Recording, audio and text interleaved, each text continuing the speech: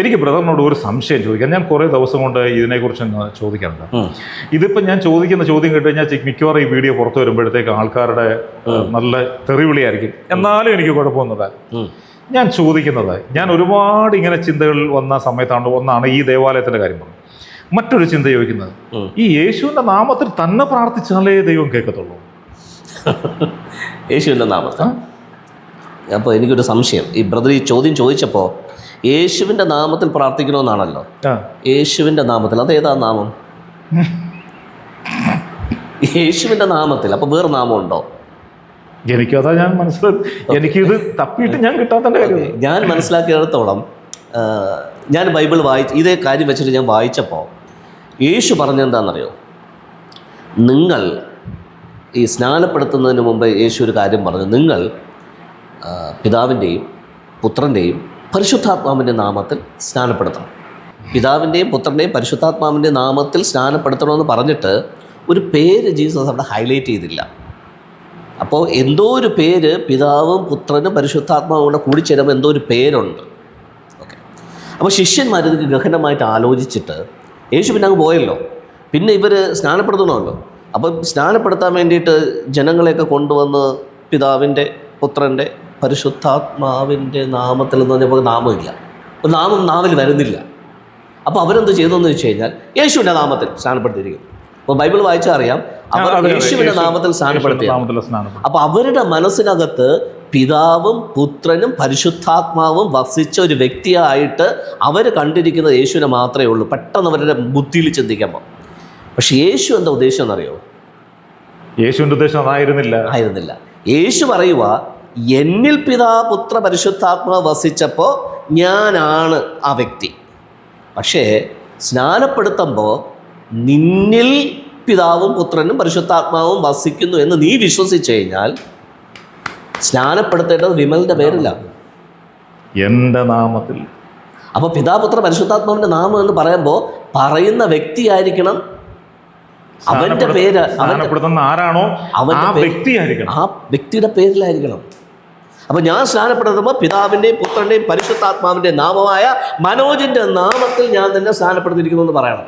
ചങ്കൂറ്റം ഉണ്ടോ? ഭൂമിയിലായിരിക്കുമ്പോൾ ചങ്കൂറ്റം ഉണ്ടോ? അങ്ങനെയല്ലെങ്കിൽ ഈ പണി ചെയ്യരുതെന്നേ ഞാൻ പറഞ്ഞത്. അങ്ങനെയല്ലെങ്കിൽ പണി ഇപ്പം അതിൻ്റെ ആവശ്യകത ഇല്ല. അപ്പോൾ ഇത് ചെയ്യണമെന്നുണ്ടെങ്കിൽ വിമൽ എന്ന് പറയുന്ന വ്യക്തിക്ക് ഒരു ബോധ്യം വരണം, എന്താ ഞാൻ ആരാണെന്നുള്ളത്. യെസ്. അപ്പം നിങ്ങൾക്ക് നെഞ്ചിൽ കൈവച്ച് പറയാൻ പറ്റണം, എൻ്റെ ഉള്ളിൽ ആരുണ്ട്? പിതാവ് വസിക്കുന്നു, പരിശുദ്ധാത്മാവ് വസിക്കുന്നു, ഞാൻ പുത്രനാണ് എന്നുള്ള ആ ഒരു ഉറപ്പ് വേണം.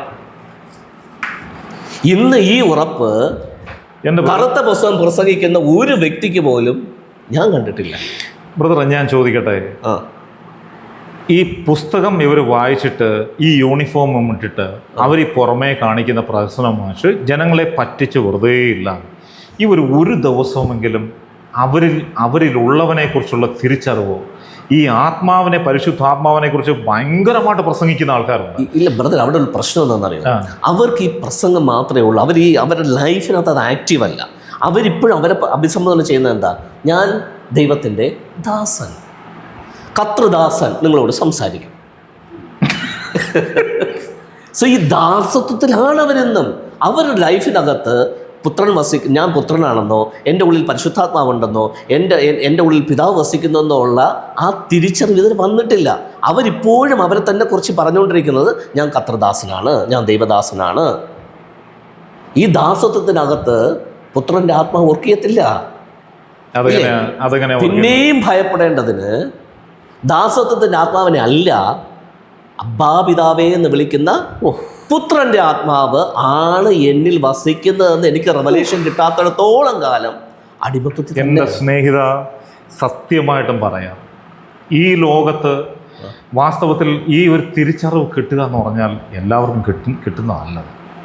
ഞാൻ ഇപ്പോഴും ആഗ്രഹിക്കുന്നവരാണ്, ദൈവമേ ഇങ്ങനെ പ്രസംഗിക്കുന്നവർ ഇതിനെക്കുറിച്ച് അല്പം തൻ്റെ ആത്മാവിലൊന്ന് ചിന്തിച്ചാൽ ഒരുപാട് കാര്യങ്ങൾ മനസ്സിലാക്കാൻ പറ്റും. ഇന്ന് ബ്രദർ ഇത്രയും കാര്യം പറഞ്ഞപ്പോൾ ആ തന്നിലുള്ള പുത്രത്വം എന്താണെന്ന് വാസ്തവത്തിൽ ഇന്നുള്ള വ്യക്തികൾക്ക് ആർക്കും അറിയില്ല. ഇന്ന് ദാസൻ എന്ന് പറയുന്ന എനിക്ക് ബ്രദർ പറഞ്ഞ കറക്റ്റാണ്. പുസ്തകം എടുത്ത് വെക്കും, വലിയ ബൈക്കിലും കാറിലും പോകും, വെള്ളയും കറുപ്പും ഇട്ടുകൊണ്ട് പോകും, മീശയൊക്കെ പഠിച്ചുകൊണ്ട് പോകും. പക്ഷേ ഇന്നും പറഞ്ഞ ഞാൻ കർത്തൃദാസൻ. അല്ലെ ഇന്ന കർത്തൃദാസൻ, ഈ പറയുമ്പം തന്നെ ഈ പുള്ളി അടിമയാണ്. അതെ, ഇയാളെന്നല്ല, ഇയാൾ അടിമയെന്നല്ല, ഇയാൾ ആക്കി വെക്കുന്ന സകലരും അടിമയാണ്. അതെ, ഇയാളുടെ ശബ്ദം ശ്രവിക്കുന്നവരെല്ലാം ആധിപത്യത്തിനകത്തായി പോകും. കാരണം ആത്മാവിൻ്റെ ആ ഒരു ഇത് പകർച്ചയുണ്ടല്ലോ, ഈ ആത്മാവ് അങ്ങോട്ട് പോകുന്നത്. അപ്പൊ കേൾക്കുന്നവരെല്ലാം അടിമത്തത്തിൻ്റെ ആത്മാവിനകത്താവും. ബൈബിളിൽ പൗലോസൊപ്പം വീണ്ടും നിങ്ങൾ ഇത്രയും കാര്യങ്ങളെല്ലാം ചെയ്ത് ആ സ്വാതന്ത്ര്യത്തിന്റെ സുവിശേഷം എല്ലാം പറഞ്ഞു കഴിഞ്ഞിട്ടും വീണ്ടും നിങ്ങൾ അടിമ നുഖത്തിൽ കുടുങ്ങിപ്പോകാതിരിക്കാൻ നിങ്ങളെ തന്നെ സൂക്ഷിച്ചു കൊള്ളുവീനെന്ന് പറഞ്ഞ് ഇതൊന്നും ഇവരൊക്കെ ഏത് രീതി ചിത്രീകരിക്കുന്ന അറിയില്ല. ഓക്കെ, ഇനി ഞാൻ വേറൊരു കോണ്ടസ്റ്റ് പറയാം. ബ്രദർ നേരത്തെ ചോദിച്ചില്ലേ യേശുവിൻ്റെ നാമത്തിൽ. അപ്പോൾ യേശു ഒരു സന്ദർഭത്തിൽ ഇങ്ങനെ പറഞ്ഞു, നിങ്ങൾ എൻ്റെ നാമത്തിൽ ചോദിക്കുന്നതൊക്കെയും പിതാവ് നിങ്ങൾക്ക് ചെയ്തു തരും, അതുകൊണ്ട് നിങ്ങൾ എൻ്റെ നാമത്തിൽ ചോദിക്കുക എന്ന് പറഞ്ഞു. അവിടെ ഈ മലയാളത്തിൻ്റെ പരിവർത്തനമാണ് എൻ്റെ നാമത്തിൽ ചോദിക്കുക എന്ന് പറഞ്ഞു വന്നത്. അതിൻ്റെ ശരിക്കുമുള്ള അവൻ്റെ മൂലഭാഷയിൽ അല്ലെങ്കിൽ ജീസസ് ഉദ്ദേശിച്ച ആ ഉദ്ദേശശുദ്ധിയിലേക്ക് വന്നു കഴിഞ്ഞാൽ പുത്രൻ്റെ നാമത്തിൽ അല്ലെങ്കിൽ അയാം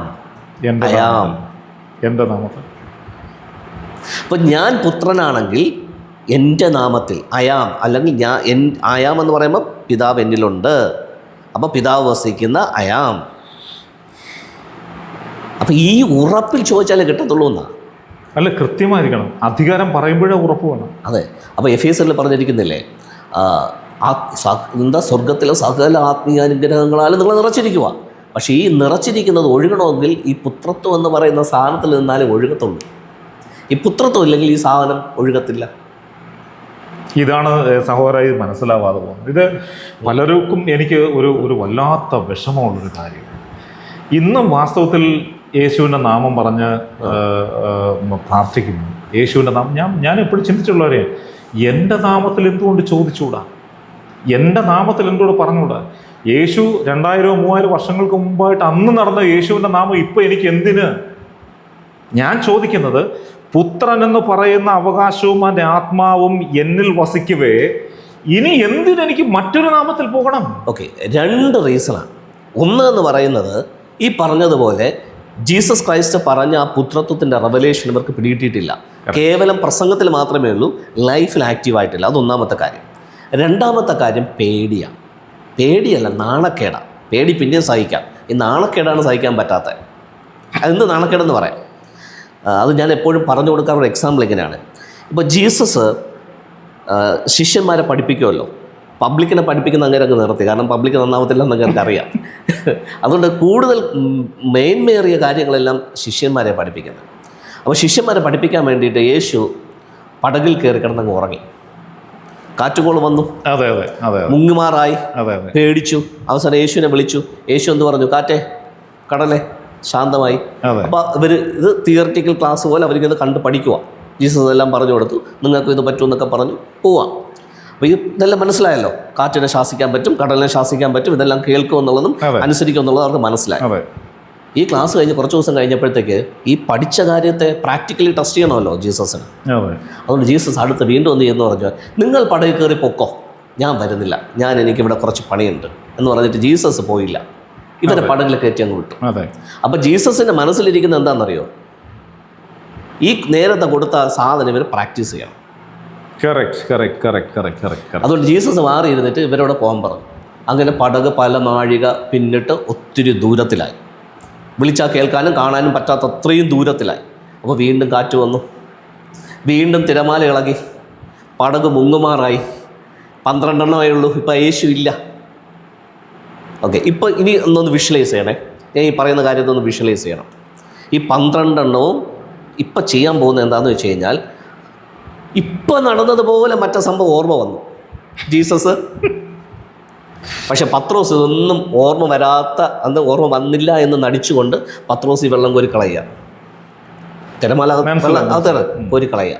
ഈ കോരി കളയുമ്പോൾ പത്രോസിൻ്റെ മനസ്സിൽ പറയണമെന്നുണ്ട്, കാറ്റേ അടങ്ങ്, കടലേ ശാന്തമാകും. ഉറപ്പില്ല. അപ്പോൾ പത്രോസിൻ്റെ ഇപ്പോഴത്തെ വിഷയം, ഞാനിത് പറഞ്ഞിട്ട് കാറ്റ് നിന്നില്ലെങ്കിൽ, കടൽ ശാന്തമായില്ലെങ്കിൽ, ബാക്കിയുള്ള 11 എണ്ണം എന്നെ കളിയാക്കും. അപ്പം ഇതെല്ലാം നോക്കിക്കൊണ്ട് ആരുന്നിപ്പോണ്ട് നമ്മുടെ യോഹന്നാൻ ഈ പായൊക്കെ ഇങ്ങനെ കെട്ടിവെക്കുക, കാറ്റടിച്ചിട്ട് അത് കീറാതിരിക്കാൻ വേണ്ടി പായൊക്കെ ശരിയായിക്കൊണ്ടിരിക്കുക. അപ്പോൾ യോഹന്നാൻ ചിന്തിക്കുന്നത്, പത്രോസ് പറയട്ടെ, പത്രോസ് പറയട്ടെ, ഞാനിതൊന്നും അറിഞ്ഞില്ല, എനിക്കിതൊന്നും ഓർമ്മയില്ല, ഞാൻ പായൊക്കെ കെട്ടിക്കൊണ്ടിരിക്കുക. ഇനി ഞാനെങ്ങാനും പറഞ്ഞിട്ട് കാറ്റ് നിന്നില്ലെങ്കിൽ, വെള്ളം അമർന്നില്ലെങ്കിൽ, ഇവന്മാർ എല്ലാം കൂടെ എന്നെ കളിയാക്കാം. അപ്പം ശരിക്കും ഇത് പറയാത്തത് എന്തുകൊണ്ടാണ്? ഒന്നീ പേടിച്ചിട്ടല്ലെങ്കിൽ നാണക്കേടുന്നുണ്ട്. അക്ഷരാർത്ഥത്തിൽ നാണക്കേടാണ്. അപ്പോൾ ഇന്ന് ശുശ്രൂഷ ചെയ്യുന്ന എല്ലാവരും യേശുവിൻ്റെ നാമം ഉപയോഗിക്കുന്നത് എന്തുകൊണ്ടാണ്? സ്വന്തം നാമം പറഞ്ഞു കഴിഞ്ഞാൽ നടക്കുകയില്ല എന്ന് ജനം കണ്ടു കഴിഞ്ഞാൽ പിന്നെ മൈക്കെടുക്കാൻ പറ്റുകയില്ല. അല്ല, യേശുവിൻ്റെ നാമം പറഞ്ഞ് എത്രയോ നാമം പറഞ്ഞിട്ട് അവസാനം ഒന്നും നടക്കാതെ ഇങ്ങനെ ചുമ്മാ വന്നു. അത് ഈ പറഞ്ഞ എത്രയേ ഉള്ളൂ. അതൊരു ബ്രദർ പറഞ്ഞാൽ വളരെ സത്യമാണ് കേട്ടോ ആ കാര്യത്തിൽ. കാരണം എന്ന് പറഞ്ഞാൽ സ്വന്തം നാമത്തിൽ അത് പറഞ്ഞിട്ട് നടന്നില്ലെങ്കിൽ അത് കളിയാക്കപ്പെടും. ശരിയാണ്. പക്ഷെ ആ ഉറപ്പില്ലാതെ പറ്റില്ല. ഉറപ്പില്ലാത്തതായി കാര്യം. അതുകൊണ്ടാണ് ഈ ചാഞ്ചാട്ടം. അപ്പോൾ യേശുവിൻ്റെ നാമത്തിൽ ഞാൻ നിന്നെ സൗഖ്യമാക്കുന്നു എന്ന് പറയുമ്പോൾ സൗഖ്യമായില്ലെങ്കിൽ എൻ്റെ നാണക്കേടാക്കി പോകണം. യേശുവിന് പോയിക്കണം. ഞാൻ പറഞ്ഞു കേട്ടോ, യേശുവിൻ്റെ നാമം ഉപയോഗിച്ചു കേട്ടോ, സൗഖ്യമായില്ലെങ്കിൽ എൻ്റെ കുഴപ്പമൊന്നുമല്ല, തങ്ങളുടെ കുഴപ്പമാണ്. പക്ഷെ അത് യേശു ക്രിസ്തുവിനെ, ഞാൻ ബ്രദറിനോട് കാര്യമുണ്ട്, യേശു ക്രിസ്തുവിനെ ഈ ശിഷ്യന്മാരോട് പറഞ്ഞ പല കാര്യങ്ങൾക്ക് ശിഷ്യന്മാർക്ക് തലയിൽ കയറിയിട്ടില്ല. അവർക്ക് മനസ്സിലായിട്ടില്ല. അവസാനം യേശുവിന് മനസ്സിലായി തന്നിലിരിക്കുന്നവനാ, അതായത് ഇവരുടെ ഉള്ളിൽ പല മേഖലകളിൽ യേശുക്രിസ്തു നന്നായിട്ട് പറഞ്ഞവരോട് പല പ്രാവശ്യം പ്രസൻറ്റ് ചെയ്തപ്പോഴും ഇവർക്ക് മനസ്സിലായിട്ടില്ല തന്നെക്കുറിച്ചും തന്നെ ഉള്ളിലിരിക്കുന്നതിനെക്കുറിച്ചും താനും പിതാവുമായിട്ടുള്ള ബന്ധം എന്താണെന്ന് ഇവർക്ക് അറിയില്ലെന്നുള്ള ബോധ്യം ക്രിസ്തുവിന് മനസ്സിലായത് കൊണ്ടാണ്. അത് അവസാനം അങ്ങനെ പച്ചയ്ക്ക് പറഞ്ഞല്ലോ, ഞാൻ പോകുന്നത് നല്ലത്, ഞാൻ പോയാലേ ഇല്ലമ്മൻ വരത്തുള്ളൂ. അയാൾ പറഞ്ഞു തരും. പിന്നെ അങ്ങനെ വന്നാലേ ഞാൻ ഈ പറയുന്നത് എന്താണെന്ന് നിനക്കൊക്കെ, ഈ പൊട്ടകളെ നിനക്കൊക്കെ മനസ്സിലാകത്തുള്ളൂ. പോയി വന്നു. വാസ്തവത്തിൽ യേശുവിന്റെ നാമം അന്ന് കൊടുത്തത് വാസ്തവത്തിൽ ഈ ശിഷ്യന്മാരുടെ അന്നേരത്തെ നിലനിൽപ്പിന് വേണ്ടിയല്ലേ? അതെ, അതെ, തീർച്ചയായിട്ടും. അത് ഈ പറഞ്ഞതുപോലെ അവർക്ക് ഇതിനെ കുറിച്ചിട്ടുള്ള റിയലൈസേഷൻ കിട്ടാത്തത് കൊണ്ട് ഓക്കെ, നിങ്ങൾക്ക് മനസ്സിലാകുന്നില്ല, ഞാൻ പറഞ്ഞത് ഉൾക്കൊള്ളാൻ പറ്റുന്നില്ല, പേരിലെങ്കിലും ചെയ്തു, you do in my care of, അത്രയേ ഉള്ളൂ. അപ്പോൾ ആ ഒരു ശക്തി, ആ പേരിൽ പോലും ശക്തി ഉണ്ടായിരുന്നു. അതെ, തീർച്ചയായിട്ടും. അതാണ് ക്രിസ്തു എന്ന പേരിൽ, യേശു ക്രിസ്തു എന്ന നാമത്തിൽ ഞാൻ പറഞ്ഞത്, യേശുവിൽ ക്രിസ്തു വസിച്ചിരുന്നത് കൊണ്ടാണ് ആ നാമത്തിന്റെ പവർ വന്നത്. തീർച്ചയായിട്ടും. ആ പവറിൽ, ആ പേരിൽ നിങ്ങൾ ചെയ്താൽ അത് സംഭവിക്കും, ഉറപ്പായിട്ടും. പക്ഷെ ഇന്ന് അതിൻ്റെ ആവശ്യമില്ല. ഇന്നതിൻ്റെ ആവശ്യമില്ല. കാരണം അതേ ആത്മാവ് നിങ്ങളിലുണ്ട്, എന്നിലും ഉണ്ട്. ഈ ഉറപ്പുണ്ടെന്നുണ്ടെങ്കിൽ എനിക്ക് എൻ്റെ നാമത്തിൽ ചെയ്യാം, നിങ്ങൾക്ക് നിങ്ങളുടെ നാമത്തിൽ ചെയ്യാം. കാരണം എന്നിൽ ഇരിക്കുന്നവനെ കുറിച്ചുള്ള ഉറപ്പാണ്. ഈ ഉറപ്പില്ലെന്നുണ്ടെങ്കിൽ അത് നടക്കുകയല്ല. അപ്പോൾ ദൈവമേ, അപ്പോൾ വിമൽ ബ്രദർ, നിങ്ങൾക്കും എനിക്കും ഒരു ഉറപ്പുണ്ട്. എന്താ? യേശുവിൽ അന്ന് വസിച്ച അതേ ആത്മാവ് എൻ്റെ നിങ്ങളുടെ ഉള്ളിൽ ഉണ്ട് എന്ന് നെഞ്ചിൽ കൈവച്ച് പറയാനുള്ള ഉറപ്പ് നമുക്കുണ്ട്. സഹോദര, അതിനാണ് യേശു 100 പ്രാവശ്യം പറഞ്ഞു ശിഷ്യന്മാരോട്, എൻ്റെ പിതാവ് എന്ന് ഞാൻ പറയുമ്പോൾ തന്നെ നിങ്ങളുടെ പിതാവാണ്. ഈ നിങ്ങളുടെ പിതാവ് എന്ന് പറയുമ്പോൾ തന്നെ നമ്മുടെ പിതാവാണ്. അതെ, അതുകൊണ്ടാണല്ലോ നിങ്ങൾ, അതായത് എൻ്റെ ഉള്ളിൽ വസിക്കുന്നവൻ തന്നെയാണ് നിങ്ങളിൽ വസിക്കുന്നത്. അതായത് ഒരുപാട് തവണ ഈ ശിഷ്യന്മാരോട് പറഞ്ഞിട്ടും അവർക്കത് മനസ്സിലായില്ല. അതെ, അത് നമ്മൾ പച്ച മലയാളത്തിൽ പറയത്തില്ലേ, വെച്ചോണ്ട് നടത്തേണ്ട കാര്യമൊന്നുമില്ല, ആണത്തോ ഇതിലല്ലേ ഇരിക്കണേന്ന്. ആണത്തോ ഇതിലല്ലല്ലോ ഇരിക്കുന്നത്. അതെ അതെ അതെ അതെ അതെ അതെ. സോ ഇതുപോലെ അകത്തിരിക്കുന്നവനെ കുറിച്ചുള്ള പരിജ്ഞാനമാണ് എന്നെ നിങ്ങളിത് പറയിപ്പിക്കാനായിട്ടുള്ള ആ ശക്തി തരുന്ന, ബോൾനെസ് തരുന്നത്. ഇല്ല, ഇതൊക്കെ ജനങ്ങളൊന്ന് സത്യം പറയാം, അവർ അതായത് ഇവരെല്ലാവരും വിശ്വാസത്തിന് അടിമയായിപ്പോയി. ഞാൻ ഒരു കാര്യം പറയാം, ഒരിക്കലും നമ്മൾ സത്യമല്ലാത്ത ഒരു സാധനത്തെ, നമ്മളൊരു സംഭവത്തെ ആരെങ്കിലും പറഞ്ഞു തന്നിട്ട് കണ്ണു അടച്ച് അതിൻ്റെ പിന്നിൽ പോകുന്ന വ്യക്തികളെ ഇത് എന്താ പറയേണ്ടതെന്ന് എനിക്കറിയില്ല.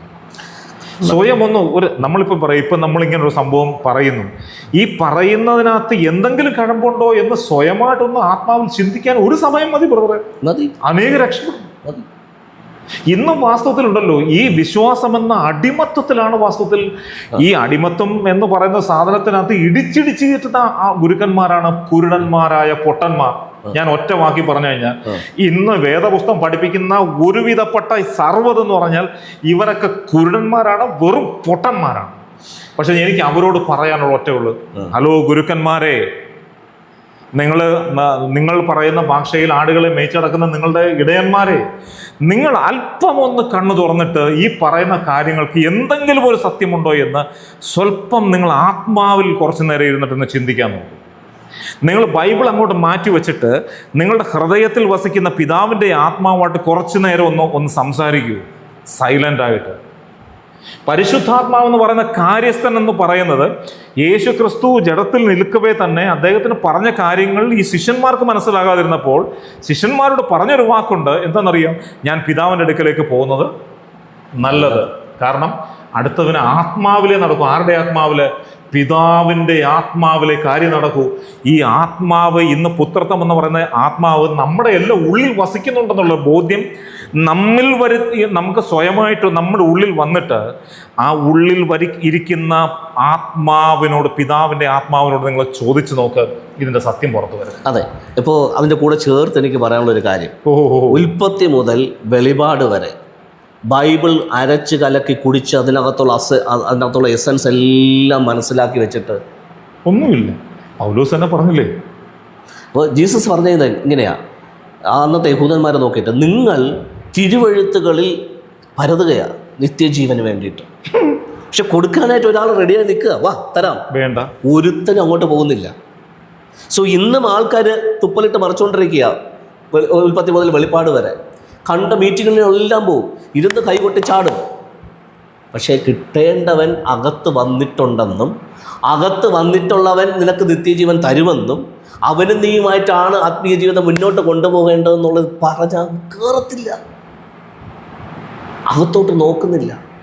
ഈ കൂട്ടായ്മ എന്ന് പറഞ്ഞ ഈ ഒരു സാധനത്തിന് ഈ സാധനത്തിന് കൂട്ടായ്മ എന്ന് പറയുന്നത് പിതാവിൻ്റെ ആത്മാവ്, പുത്രൻ എന്ന് പറയുന്ന ഞാൻ, പരിശുദ്ധാത്മാവും കൂടെ ഒരുമിച്ച് ചേർന്നിരിക്കുന്ന സമയത്തെയാണ് കൂട്ടായ്മ എന്ന് പറയുന്നത്.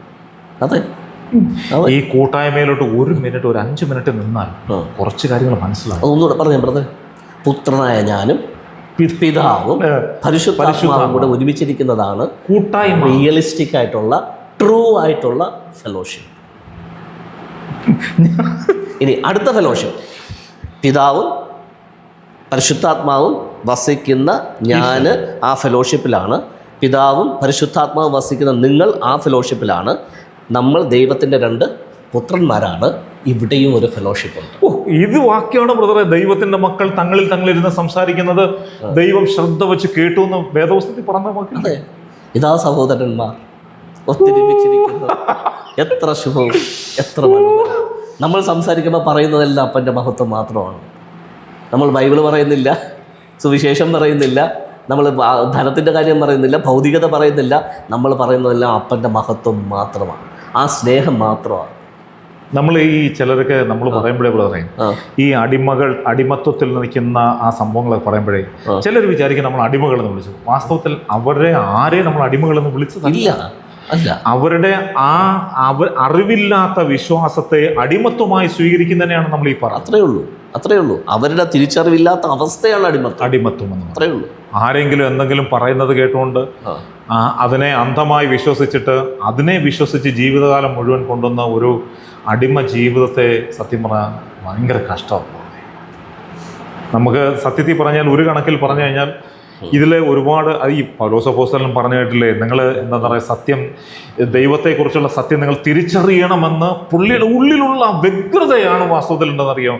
ഇന്ന് ബ്രദറും ഞാനോ, അല്ലെങ്കിൽ ബ്രദർ ഈ കാലങ്ങളിൽ എത്രയും ഓരോ വീഡിയോ ചെയ്യുന്നത്, ഈ വീഡിയോ ഒക്കെ ചെയ്തിട്ട് മറ്റു പല ആൾക്കാരും വീഡിയോ കണ്ടിട്ട് അവരൊക്കെ നിങ്ങൾക്ക് എന്തെങ്കിലും കൊണ്ട് തരുന്നുണ്ടോ?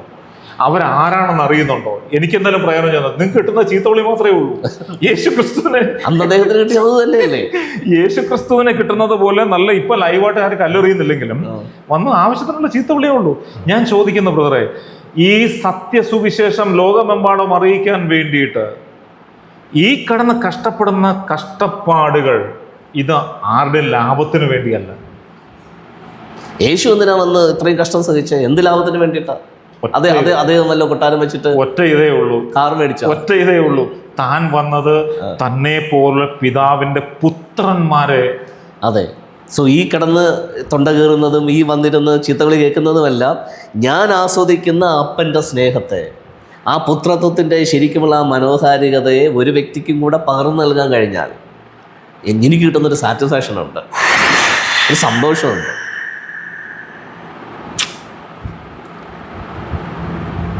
അല്ലേ? നിങ്ങളൊന്ന് ആലോചിച്ച് നോക്കേ, നിങ്ങൾക്കൊരു മകനും മകളും ഉണ്ട്. ഒരു മകൻ കയ്യിൽ കിട്ടിയപ്പോൾ ഉണ്ടായ സന്തോഷം, ഒരു മകള് കയ്യിൽ കിട്ടിയപ്പോൾ ഉണ്ടായ സന്തോഷം. ഇന്ന് എനിക്ക് അനേക ആത്മീയ മക്കളുണ്ട്. അവരെൻ്റെ കയ്യിൽ കിട്ടുമ്പോൾ അപ്പൻ്റെ ജീവനിൽ അവർ ചിരിക്കുന്ന കാണുമ്പോൾ, കൊഞ്ചുന്നത് കാണുമ്പോൾ ഒരു സന്തോഷമില്ലേ? സോ ഞാൻ ഇനിയും റെഡിയാ.